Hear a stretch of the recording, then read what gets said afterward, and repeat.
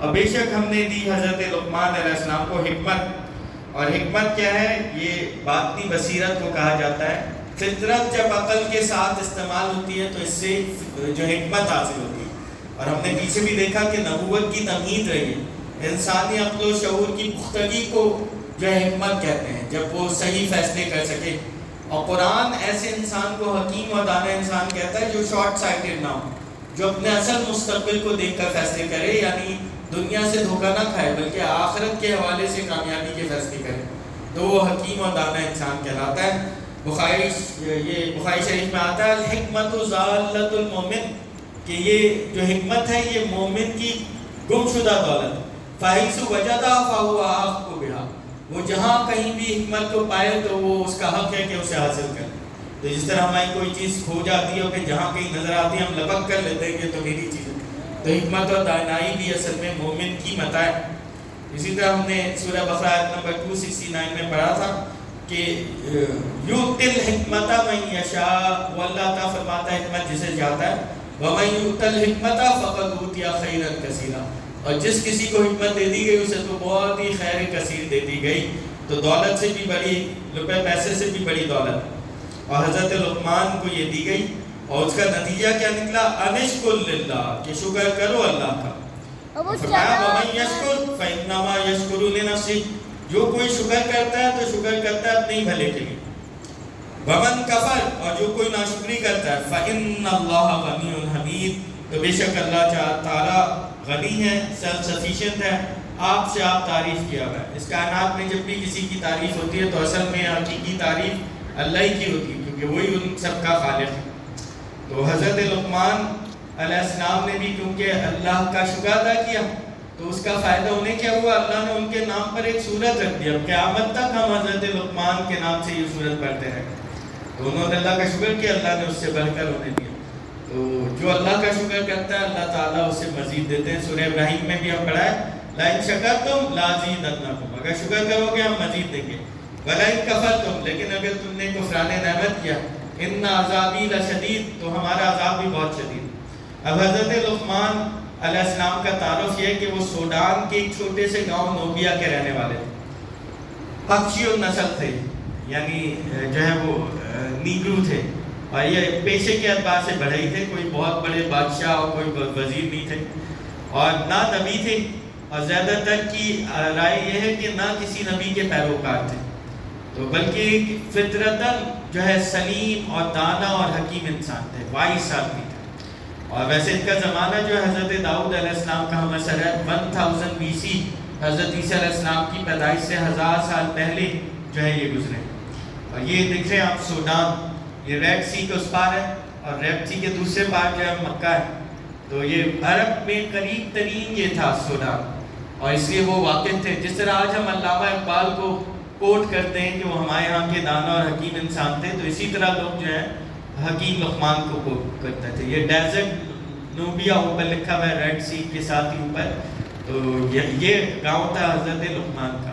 اور وہاں پر بھی ہم دیکھتے ہیں پیرامڈس کی طرح کی یہ چیزیں وہاں پر بھی ملتی ہیں بہت بڑی تعداد میں. Nubia Sudan. اب آپ دیکھیں ان میں سے کوئی چیز ایسی نہیں تھی جو حضرت لقمان کے لیے شہرت کا باعث بنتی. بھائی بادشاہ ہوتے ہیں تو شہرت ہو جاتی، بہت ہی حسین و جمیل بہت طاقتور آدمی ہو چلو اس کی شہرت ہو جائے، کوئی بہت ہی زبردست کارنامہ کیا ہو تو شہرت ہو جائے. تو ان کی شہرت کی وجہ کیا تھی؟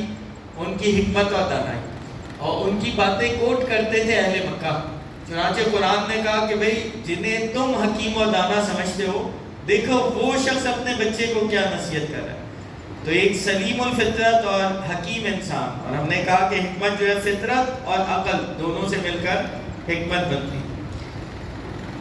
جی تو یہ جو پہلی بات کہی گئی انشکر للہ، تو شکر جو ہے اس میں شکر کا مطلب ہوتا ہے تصور النعمتی و اظہار ہوا، نعمت کا احساس کرنا پھر اس کا اظہار کرنا. اور نعمت کا احساس شروع ہوتا ہے دل سے، اس لیے شکر کا پہلا درجہ ہے شکر بالقلب. اگر نعمتوں کا دل میں ہی احساس نہیں ہے تو آدمی ان سے صحیح فائدہ بھی نہیں اٹھا سکتا. تو ہمیں احساس ہونا چاہیے کتنی بڑی بڑی نعمتیں ہیں جو اللہ نے ہمیں دی. پھر زبان سے بھی شکر ادا کرنا چاہیے کہ اللہ تیرا شکر ہے کہ تو نے یہ نعمتیں دی. پھر نعمت کا تیسرا درجہ شکر کا ہوتا ہے نعمت کا صحیح استعمال کرنا، اسے شکر بالجوارح کہتے ہیں. کسی نے بڑی نعمت دی لیکن اس کا صحیح استعمال نہیں کر رہے تو وہ بھی ناشکری۔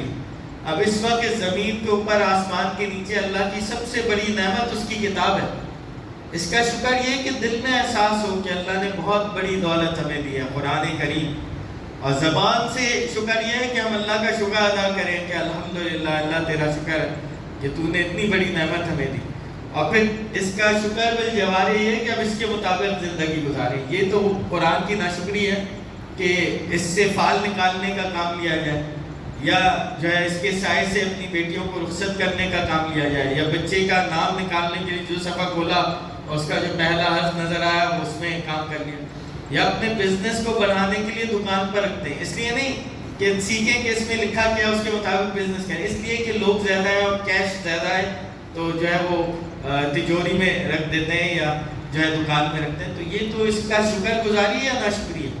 نعمت کا صحیح استعمال نہ کرنا بھی ناشکری ہوتی۔ تو آپ کے والد صاحب نے کوئی قیمتی کتاب لا کے دی، دل میں احساس ہو کہ والد صاحب نے اچھا تحفہ دیا، پھر زبان سے بھی والد صاحب کا شکر ادا کیا جائے کہ ابا جی آپ کا بہت شکریہ، آپ نے بڑی اچھی کتاب دی ہے۔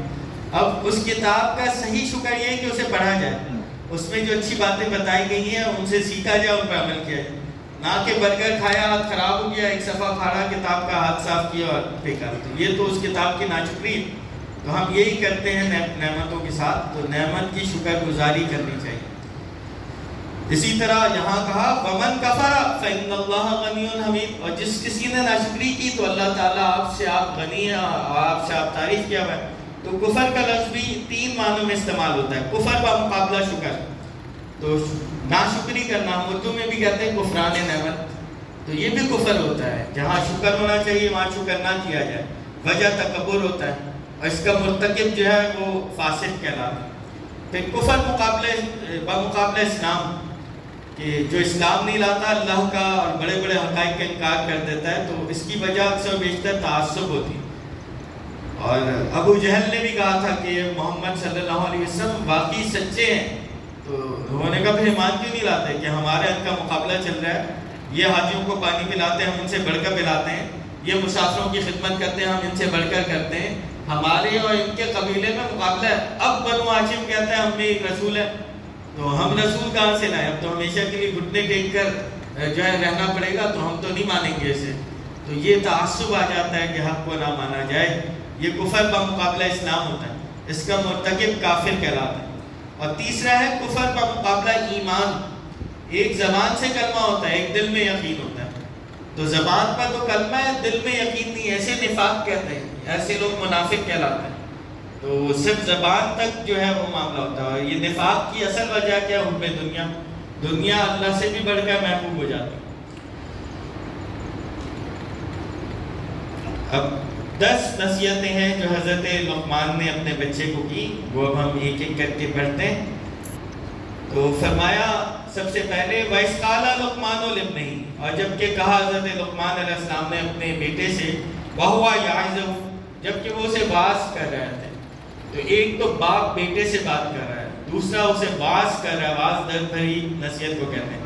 ایک رائے یہ ہے کہ موت سے پہلے کی وصیت ہے، تو اس میں تو اہمیت اور بڑھ جاتی ہے، بچے کو تو کوئی دھوکہ نہیں دیتا، اپنے بیٹے سے تو غلط بات نہیں کرتا۔ پھر ایک وہ شخص جس نے ایک ساری زندگی گزاری ہے اور حکیم اور دانا کہلایا، وہ اب مرنے سے پہلے اپنے بچے کو اپنی زندگی کا اصل حاصل بتا رہا ہے۔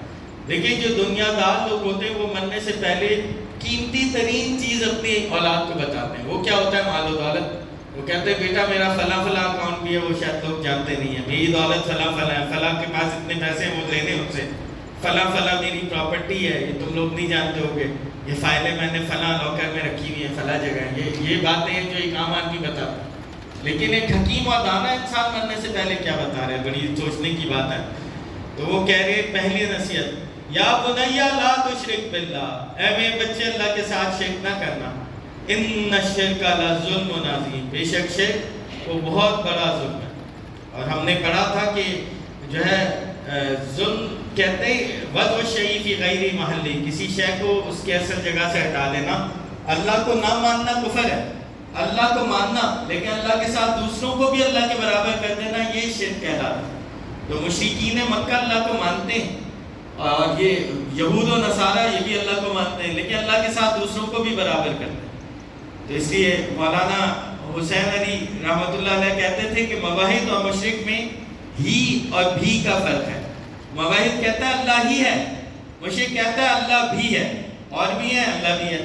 تو حالانکہ موحد بننا چاہیے ہمیں کہ صرف اللہ ہی ہے اور اس کے ساتھ کوئی نہیں ہے۔ اسی طرح یہ کہ اللہ کو اس کے مقام رفیع سے نیچے لا کر مخلوق کے برابر کر دینا، اللہ عرش پر ہے اسے فرش پر لے آنا، یہ بھی شرک ہے، یہ بھی ظلم ہے۔ اور مخلوق فرش پر ہے اسے اٹھا کر عرش پر بٹھا دینا، یہ بھی ظلم ہے، یہ بھی شرک ہے۔ تو یہ بڑے طریقے جن سے شرک ہوتا ہے۔ تو شرک کی 3 اقسام ہم نے پڑھی کہ شرک فی ذات، اللہ کے لیے بیٹا یا بیٹی کا تصور، یہ الہامی مذاہب والوں نے بھی کیا۔ یہود و نصارہ نے اپنے اپنے انبیاء کو اللہ کا بیٹا قرار دے دیا۔ قالت الیہود عزیر ابن اللہ وقالت النصارى مسیح ابن اللہ۔ تو یہودی کہتے ہیں حضرت عزیر علیہ السلام معاذ اللہ کے بیٹے، نصرانی عیسائی کہتے ہیں کہ عیسیٰ علیہ السلام معاذ اللہ کے بیٹے۔ تو اسی طرح قریش مکہ نے فرشتوں کو اللہ کی بیٹیاں قرار دی۔ پھر بہت سارے فلسفیانہ مذاہب ہیں جنہوں نے شرک فی ذات کیا۔ اب ایک مسئلہ آ گیا کہ خالق اور مخلوق میں کیا ربط ہے، تو اس کے لیے ایک تصور ڈویلٹی کا کہ خالق اور مادہ دونوں قدیم ہیں، تو دونوں ہمیشہ سے، تو یہ ڈویلٹی کہلاتا ہے۔ پھر اسی کے لیے ایک عقیدہ ٹرینٹی کا ہے، عیسائیوں سے ہٹ کر کہ گاڈ، میٹر اور سول تینوں پرانے قدیم ہیں اور تینوں سے مل کر پھر اللہ نے یہ کائنات بنا دی۔ پھر اس میں بعض فلسفیوں نے بالکل توحید سے شروع کیا کہ اللہ ہی تھا، پھر یہ ساری کائنات کیسے بن گئی، تو یہ تصور دیا کہ معاذ اللہ خدا خود ہی آسمان بن گیا، خود ہی زمین بن گیا، خود ہی پہاڑ بن گیا، خود ہی درخت بن گیا، خود ہی مخلوقات بن گیا۔ اسے پینتھیزم کہتے ہیں یا ہمیں اوس کہتے ہیں، اور ہندو اسی طرح کا شرک کرتے ہیں، ان کے نزدیک ہر چیز ہی خدا ہے۔ تو یہ بھی بدترین شرک ہے، یہ سب شرک فی ذات ہے، اس میں اللہ تعالیٰ کا غصہ بہت بھڑکتا ہے۔ دوسرا شرک ہوتا ہے کہ اللہ کی صفات میں کسی کو شریک کر لینا، اور یہ لاشعوری طور پر ہوتا ہے۔ ہم بھی زندہ ہیں، اللہ بھی زندہ ہے، ہم بھی ارادہ کرتے ہیں، اللہ بھی ارادہ کرتا ہے، ہم بھی علم رکھتے ہیں، اللہ بھی علم رکھتا ہے، لیکن اس میں فرق کرنا چاہیے۔ جو اللہ کی ذات، اس کی صفات ہیں، وہ اس کی اپنی ہے، ذاتی ہیں۔ جملہ مخلوقات کی ذات و صفات اللہ کی عطا کرنا ہے۔ تو اللہ کی ذات و صفات قدیم ہے، ہمیشہ سے ہے، آج بھی ہمیشہ رہے گا۔ ہم ہمیشہ سے نہیں تھے، آج پیدا ہو گئے، ہم حادث ہیں، اور چند دنوں میں مر جائیں گے، مٹ جائیں گے۔ تو باقی ساری مخلوق حادث ہے، اللہ تعالیٰ قدیم ہے۔ کہ اللہ کی ذات و صفات لا محدود ہے، باقی جملہ مخلوقات کی ذات و صفات محدود ہے۔ تو یہ فرق کرنا چاہیے۔ اسی میں ہم نے کہا تھا آج کے دور کا بدترین شرک وہ مٹیریلزم ہے، کہ اللہ پر بھروسہ نہیں ہے، مٹیریل چیزوں پر بھروسہ ہے۔ تو اسباب کا تکیہ مسبب الاسباب بنے، یہ شرک فی التوکل یا یہ مادہ پرستی، یہ بھی شرک فی صفات میں سے آتا ہے۔ اور اسی طرح پھر اللہ تعالیٰ کے کچھ ایکسکلوسیو رائٹس ہیں۔ ایک لفظ میں کہیں تو عبادت صرف اللہ کی ہوگی، اللہ کی عبادت میں کسی کو شریک نہیں کیا جائے گا۔ لیکن عبادت کے 2 اجزاء ہیں، اطاعت اور محبت، اس سے مل کر عبادت بنتی ہے۔ امام ابن قیم رحمۃ اللہ علیہ کہتے ہیں العبادت و تجمع الاصلین، عبادت 2 چیزوں سے ملنے سے بنتی ہے، غایت الحبی مع غایت الذل والخضوع، حد درجے کی اللہ سے محبت اور حد درجے کی اللہ کی اطاعت۔ تو جتنی محبت اللہ سے ہے اتنی ہی کسی غیر اللہ سے ہو گئی تو یہ شرک فی محبت ہے۔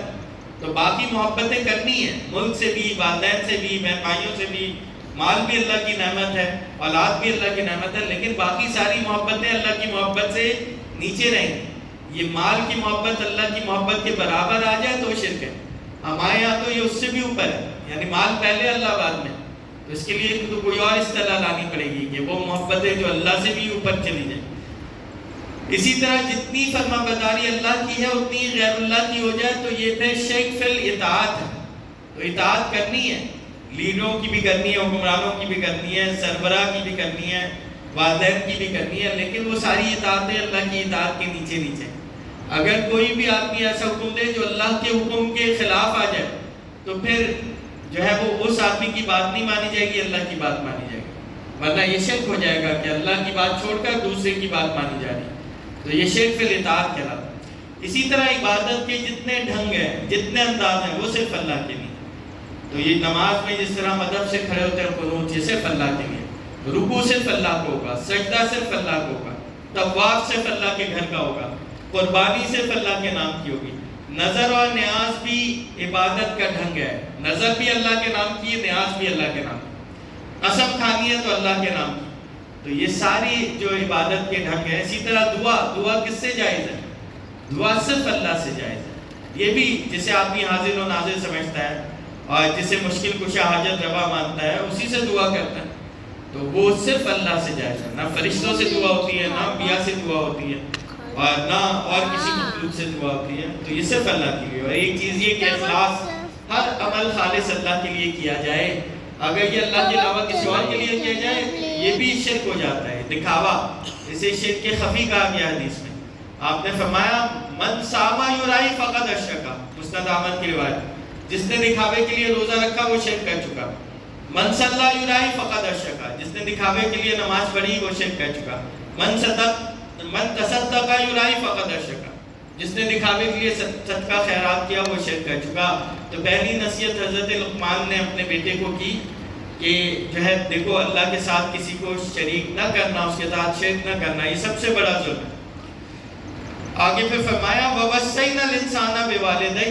اب اللہ تعالیٰ نے حضرت لقمان کی نصیحتوں کو روک کر خود نصیحت کی ہے.